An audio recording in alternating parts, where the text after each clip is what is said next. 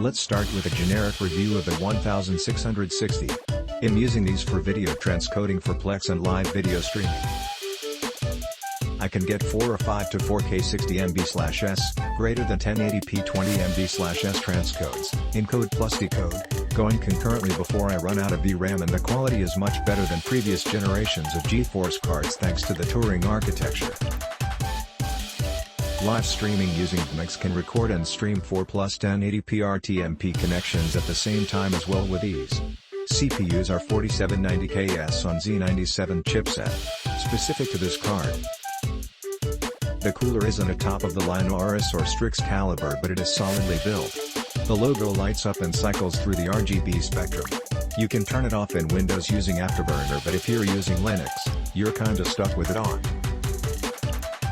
I'm sure there is something on GitHub to turn it off, but I haven't bothered. These sit in a server rack, so I never have to see it, but I figured I would mention it. The card is cooled very well, and I have never noticed it even ramp up past 25% at load. The fans turn off at idle. Wow. I am amazed by the improved performance on such a low-cost graphics board. I spend hours each week flying a variety of flight sims and have spent more than double the price for top-line cards before that provided far less performance than this inexpensive masterpiece. Well done, Gigabyte. Software includes an easy-to-use option to set the cooling fan speed curve that should help with a variety of case designs. Get the card while it's cheap. Running cool, nice all-black design. Not much RGB. I did a little bit of reading around, weighing out options and budget, and this was what I landed on. I've only had it for a short while, but I've been loving it. I paired it with a Ryzen 5 2600 and this thing has no problems doing anything I've thrown at it.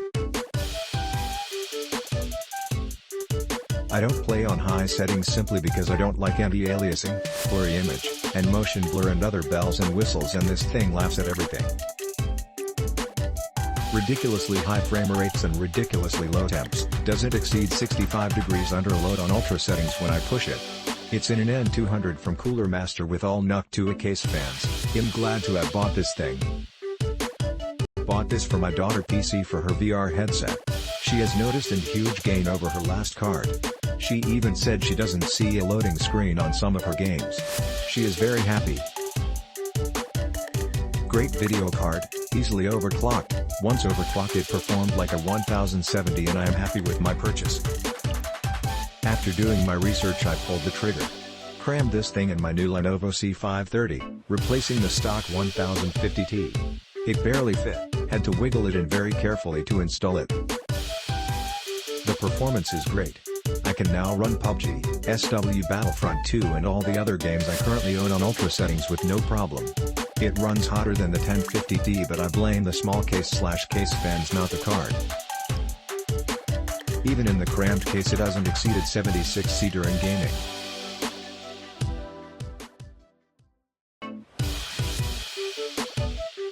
Click link in description for more reviews.